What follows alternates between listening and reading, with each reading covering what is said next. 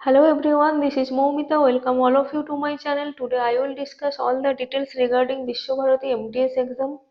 अगले दिनों में जो एग्जाम हो रहा है उनमें विश्व भारती MTS एक बहुत ही खास एग्जाम है।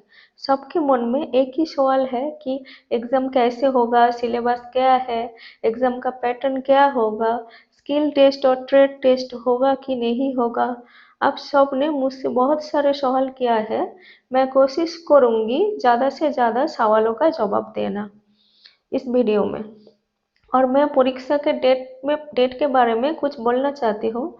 मेरा कहना यही है कि परीक्षा का जो डेट है, जब फॉर्म फिलअप एक बार हुआ है तो परीक्षा जरूर होगा, लेकिन आप परीक्षा के डेट के अनाउंस के बारे में पढ़ाई मत शुरू कीजिएगा। ये तो सरासर बचपना है। ये परीक्षा नेशनल टेस्टिंग एजेंसी द्वारा दैट मीन्स एनटीए द्वारा कंडक्ट किया जाया है, जो एक सेंट्रल एजेंसी है। अब आप लोगों का मन में एक सोच है कि विश्व भारती पश्चिम बंगाल का एक इंस्टीट्यूशन है, तो सब पूरा भारत में क्या परीक्षा दे सकते हैं? इसका जवाब है कि हाँ, सभी भारत में सभी राज्यों के विद्यार्थी इसमें परीक्षा दे सकते हैं। तो आप मान के चलिए कि जो फॉर्म फिलअप है उसके 2 या 2.5 महीने में एग्जाम होने का बहुत प्रोबेबिलिटी है। और क्योंकि 16 मई फॉर्म फिलअप का लास्ट डेट था, तो 16 जुलाई को हम एग्जाम का डेट के बारे में फाइनल डिक्लेरेशन सुन सकते हैं, या फिर अगस्त का पहले। यही हमारा आशा है कि लगभग जुलाई एंड कि अगस्त शुरू तक डेट डिक्लेयर हो जाएगा। बट वेबसाइट में कोई डेट अभी तक रिलीज नहीं हुआ है। पिछले जो भी सेंट्रल का एग्जाम हुआ है उनमें यही पैटर्न देखा गया है, तो हम आशा कर सकते हैं कि जुलाई एंड या अगस्त के बिगिनिंग में डेट डिक्लेयर किया जाएगा। अब वैकेंसी के बारे में कुछ बातें हैं। पहला बात तो है कि एमटीएस ये ग्रुप सी का पोस्ट है, that means where upper division clerk, librarian आता है। ग्रुप सी में एलडीसी, यूडीसी और एमटीएस पोस्ट था। एलडीसी में बहुत सारे पोस्ट है, पर एमटीएस में सबसे ज़्यादा, इसलिए इसमें कंपटीशन सबसे ज़्यादा होगा। और क्योंकि ये इसका एलिजिबिलिटी क्राइटेरिया 10th है, इसलिए सबसे ज़्यादा टारगेट भी यही में ही होगा। अब आते हैं कि एग्ज़ाम कैसे होगा, ऑनलाइन या ऑफलाइन। देखिए, एग्ज़ाम होगा CBT mode, that means computer based test. और ये सीबीटी होगा MCQ means multiple choice question format में। और सबसे जरूरी बात जो हमें अपने दिमाग में रखना है कि इस परीक्षा में रहेगा नेगेटिव मार्किंग। और ये नेगेटिव मार्किंग कैसे रहेगा? ये रहेगा 4:1, मतलब एक क्वेश्चन का जो यहाँ पर वैल्यू है 2 नंबर हर एक क्वेश्चन का। तो आपने अगर किसी क्वेश्चन का जवाब गलत दिया है तो इसके लिए आपके स्कोर से कटा जाएगा 0.5 मार्क्स। यानी कि अगर आपने 4 क्वेश्चन गलत किया है तो एक सही क्वेश्चन का मार्क्स डिडक्ट हो जाएगा। अब आते हैं कि एग्जाम कितना स्टेप में कंडक्ट किया जाएगा। तो इस बारे में यही बोलना है कि एमटीएस एग्जाम जो है वो एक ग्रुप सी एग्जाम है, और जहाँ तक नोटिफिकेशन निकला है उसमें अभी तक यही लिखा गया है कि ये एग्जाम में एक ही स्टेप है, ओनली एक ही स्टेप है। अब और भी टेस्ट होने का संभावना है, लेकिन वो परीक्षा के बाद में एनटीए डिसाइड करेगा। अभी फिलहाल उस स्टेप का कोई भी नोटिफिकेशन नहीं है। इसका कारण यही है कि परीक्षार्थी का नंबर बहुत ज़्यादा है, तो इसलिए अगर किसी भी कारण से दोनों परीक्षार्थी में टाई हो गया मार्क्स का, तो वो टाई तोड़ने के लिए स्किल बेस्ड टेस्ट या कंप्यूटर टाइपिंग टेस्ट का प्रयोग कर सकते हैं। लेकिन चिंता का कोई विषय नहीं है। और कंप्यूटर और टाइपिंग टेस्ट हुआ भी तो आपको इतना समय मिलेगा कि आप उस समय का प्रिपेयर कर सकोगे। अब आते हैं सिलेबस के बारे में।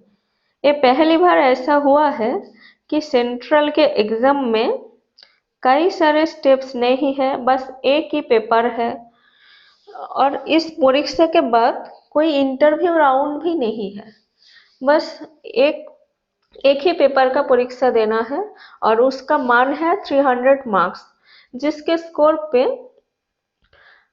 के बल पर फाइनल रिक्रूटमेंट लिस्ट बनाया जाएगा। सो चांस मिस मत कीजिए, अच्छे से प्रिपरेशन करना शुरू कीजिए।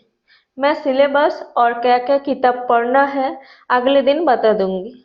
और इसके सैलरी के बारे में ज़्यादा सोचिए मत।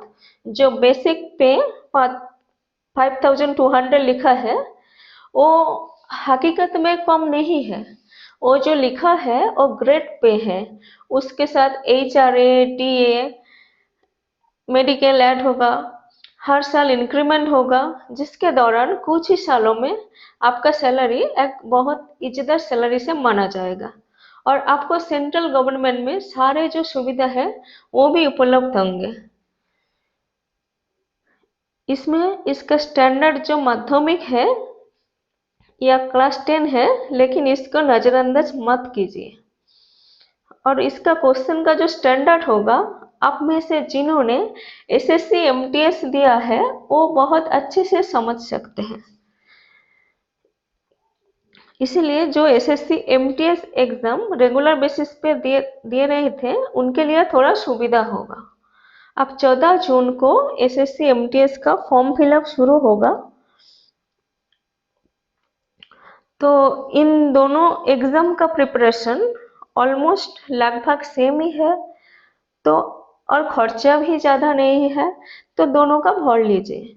क्योंकि फॉर्म फिलअप में लगता है सिर्फ और सिर्फ 100 रुपया फॉर अनरिजर्व मेल कैटेगरी के लिए, और ये दोनों एग्जाम एक अन्य के बहुत ही उपकारी होना है। अब सिलेबस के बारे में बढ़ा देते हैं। पेपर 1 जो है वो 300 नंबर का एग्जाम है। अब पर क्वेश्चन का 2 मार्क्स है, जो आपके 0.5 मार्क्स घटेंगे। उनमें से 5 सब्जेक्ट आप लोगों को पढ़ना पड़ेगा। पहला सब्जेक्ट जो है वो है जनरल अवेयरनेस। आपको समझना है कि जनरल अवेयरनेस एक बहुत ही गहरा विषय है और ये जनरल नॉलेज के सुनने में है, लेकिन हकीकत में ये जनरल नॉलेज से काफ़ी ज़्यादा व्यापित है। जनरल नॉलेज में आपको मतलब उसका स्कोप जिसमें पढ़ाई किया है वो कम है, बट इसमें अवेयरनेस में बहुत सारे पढ़ना पड़ेगा। Means current affairs, history, geography, polity, economy और स्टैटिक जीके। मतलब ये एक बहुत गहरा विषय है। दूसरा सब्जेक्ट है मैथमेटिकल एबिलिटी। तीसरा सब्जेक्ट है रीजनिंग। जो लोग हर साल SSC एग्जाम देते हैं उन लोगों का आसानी में समझ में आएगा कि रीजनिंग क्या है। ये सारे सब्जेक्ट्स थोड़ा नॉर्मल जो गवर्नमेंट एग्जाम है उनसे थोड़ा अलग है, लेकिन जो SSC that mean staff selection commission का एग्जाम देते हैं उनके लिए ये सब्जेक्ट्स बहुत ही जाने पहचान है।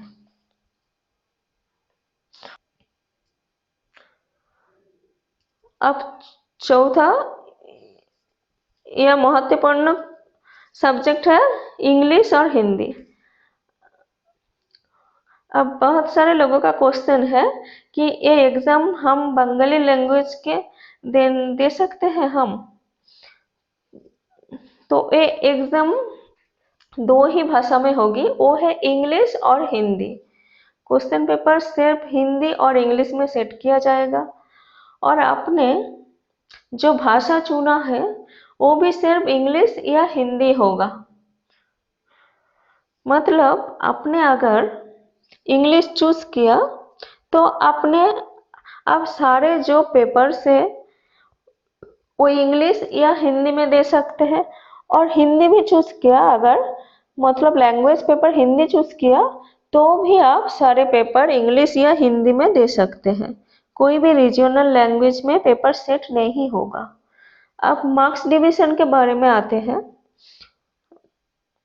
अब मार्क्स डिवीजन के बारे में बताता है। नंबर ऑफ क्वेश्चन और मार्क्स डिवीजन थोड़ा अलग है। हम सब्जेक्ट वाइज जो नंबर ऑफ क्वेश्चन है और पर सब्जेक्ट जो एलोकेटेड मार्क्स है वो बताएंगे।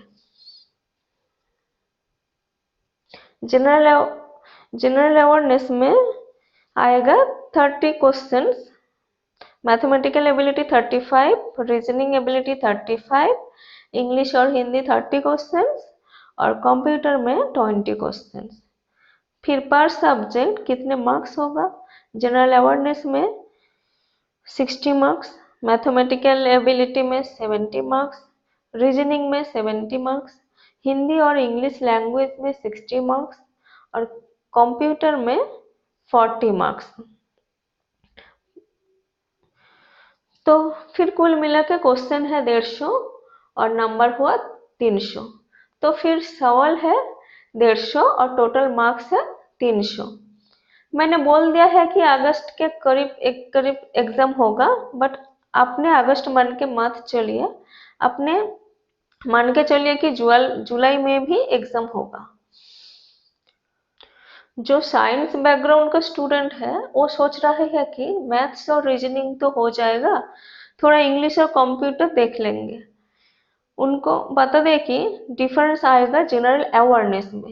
ये जनरल अवेयरनेस इतना सब्जेक्ट है और ये इसमें जो 30 क्वेश्चन है 60 नंबर का, 60 नंबर है, एक कम बड़ी बात नहीं है। जो कंपटीशन है उसमें एक दो क्वेश्चन का मार्क्स भी बहुत ज़्यादा डिफरेंस कर सकता है। सभी सब्जेक्ट महत्वपूर्ण है, लेकिन सबसे महत्वपूर्ण है जनरल अवेयरनेस, क्योंकि बाकी सब सब्जेक्ट प्रैक्टिस करने से हो जाएगा। कंप्यूटर में बेसिक क्वेश्चन आएगा जैसे MS Excel, MS Word, PowerPoint etcetera. लेकिन जनरल अवेयरनेस में किसी को हिस्ट्री आएगा तो पॉलिटी नहीं आएगा, नहीं तो इकोनॉमी नहीं आएगा, करंट अफेयर्स गलत आएगा। यही डिफरेंस बना देगा। सबसे बड़ी बात है कि आपको अगर क्वेश्चन का आंसर पता नहीं है तो आप उसको ट्राई नहीं कर सकते हैं, क्योंकि नेगेटिव मार्किंग है। अब और एक मुद्दे पे आते हैं। काफी लोगों ने पूछा है कि कट ऑफ कैसे होगा। अब साइट में एक मिनिमम क्वालिफाइंग मार्क्स के बारे में बता रहेगा, लेकिन इसी कोई गारंटी नहीं है कि वो मार्क्स पाने पर आपका नौकरी मिल जाएगी। ये जो मिनिमम क्वालिफाइंग मार्क्स दिया जाएगा है, ये सिर्फ एक क्राइटेरिया है कि आपका नाम लिस्ट में आ सके, लेकिन इससे आपको नौकरी मिलेगा ऐसा कोई एसेसन नहीं है। जैसे मान लीजिए जो पुलिस का एग्जाम होता है उसमें हाइट एक क्वालिफाइंग क्राइटेरिया होता है। अगर आपका हाइट उससे मैच नहीं करता है या कम है तो आप किसी भी तरह वो एग्जाम के लिए एलिजिबल नहीं है। तो ये समझ लीजिए कि जो भी क्वालिफाइंग मार्क्स है उससे ज़्यादा ही कट ऑफ जाएगा। परीक्षा के बाद जब मार्क्स का मार्क्स का टोटलिंग होगा, जब मार्क्स का टेबुलेशन होगा तभी समझ में आएगा कि कट ऑफ कितना है। अभी मिनिमम क्वालिफाइंग मार्क्स जो दिया जाएगा है वो है जनरल और इकोनॉमिकली वीकर सेक्शन के लिए 40%, मतलब इनके लिए 120 मार्क्स क्वालिफाइंग है। जिसके मार्क्स कम होगा तो एलिजिबल नहीं होगा। OBC, non creamy layer, ST ST और PWBD इनके लिए 35% क्वालिफाइंग मार्क्स है।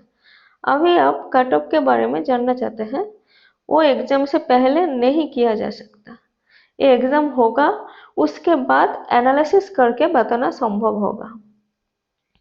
मान लीजिए मैंने बोला कि 300 में 250 कट ऑफ होगा। अब क्वेश्चन इतना हार्ड आएगा, लेकिन एग्जाम इतना कठिन होगा कि 250 मार्क्स मतलब करीब करीब असंभव हो गया। तो 250 मार्क्स उठाना असंभव होगा तो फिर कट ऑफ कम हो जाएगा। उसी तरह से अगर 300 में मैंने बोला कि 200 कट ऑफ होगा तो एग्जाम इजी आएगा तो कट ऑफ बढ़ जाएगा। कट ऑफ हमेशा इसी बात पर निर्धारण होता है कि क्वेश्चन पेपर कैसा था, कितने लोगों ने परीक्षा दिया, इस पर काफी डिपेंड नहीं करता। कारण यही है, जो सीरियस कैंडिडेट है वो किसी भी तरह एग्जाम मिस नहीं करते हैं, और जो एग्जाम मिस करते हैं उनके बल पर कट ऑफ डिसाइड नहीं होते हैं। जो एग्जाम मिस करते हैं वो सीरियस नहीं होते हैं और उनका स्कोर कभी भी कट ऑफ के आसपास नहीं जाता है। तो फिलहाल बात यही है कि मैंने अगर बताया कि कट ऑफ 200 के करीब होगा, तो आप क्या 200 के करीब अटेम्प्ट करोगे? ऐसा नहीं है, आपको आपका बेस्ट ही देना है, और फिर जो भी कट ऑफ आएगा वो आपका स्कोर डिसाइड करेगा। तो आता है अगले दिन के वीडियो के बारे में। आप सभी लोगों का सवाल है कि क्या किताब पढ़ना है, कैसे प्रिपेयर करना है, उसी बारे में डिस्कस करेंगे। अब जो बात है, जो भी एरिया ऑफ फोकस है वो आपको पहले कंप्लीट करना है, और उसके बाद आपको सिलेबस के बाकी जो लेसर इम्पोर्टेंट टॉपिक्स हैं जो आउट ऑफ फोकस है उनको भी देख लेना है। लेकिन जिनके पास टाइम नहीं है वो कौन से एरिया में फोकस करे, कौन से किताब पढ़े, यही जो चीज़ें हैं मैं अगले दिन डिटेल्स में वीडियो में बता देंगे। ठीक है, अगर आपको ये वीडियो पसंद आया तो वीडियो और सब्सक्राइब कर दीजिए नया अपडेट पाने के लिए। थैंक्स।